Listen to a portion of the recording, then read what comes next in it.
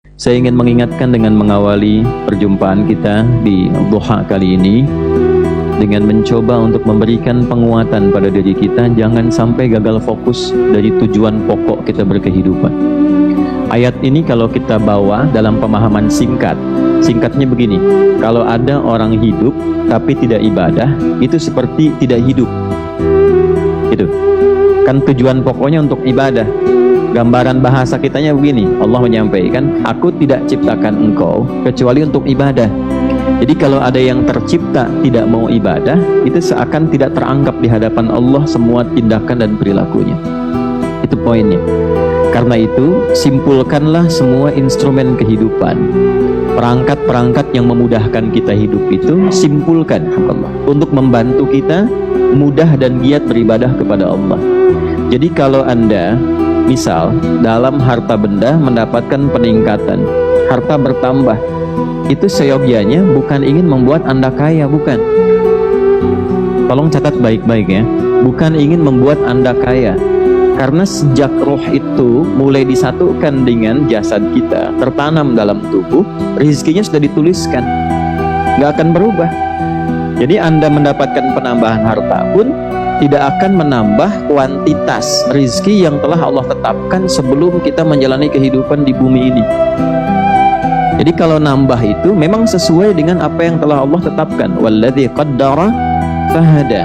Kan kita baca itu minimal dalam subuh atau juga dalam kesempatan Jumat, surah Al-A'la itu.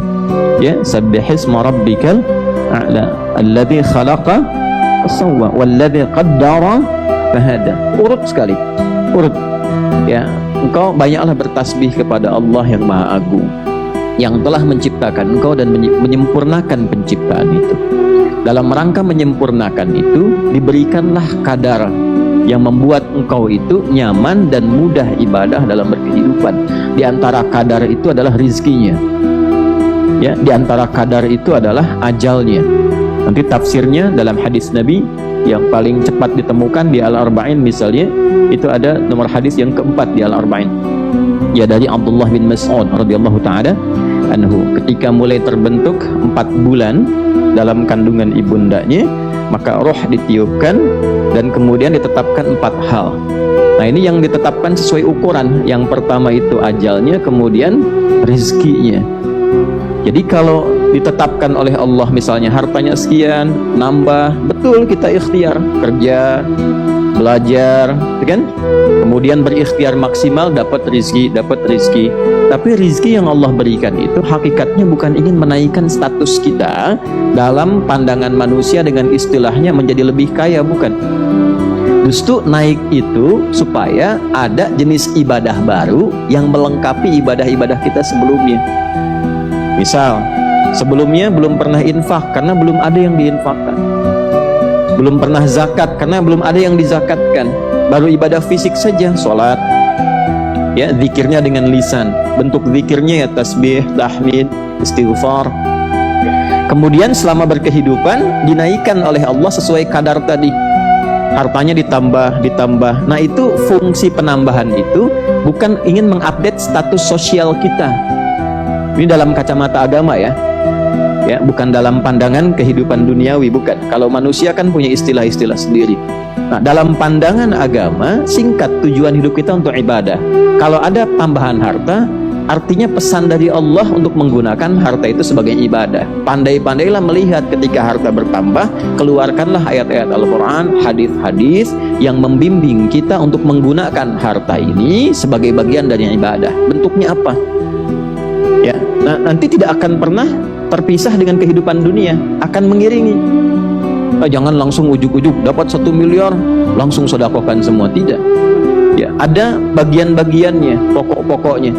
Ya, ada misalnya yang infak wajib ke rumah, Quran surah 4 ayat 34. Infak yang area terdekat, Quran surah kedua ayat 215. Infak jauh, Quran surah kedua ayat 261 misalnya, dibagi bagian kehidupan itu, mana yang wajib dikeluarkan, itu untuk keseimbangan hidup.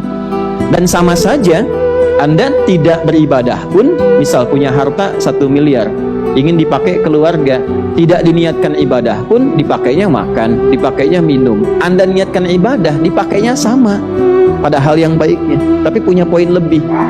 Ya.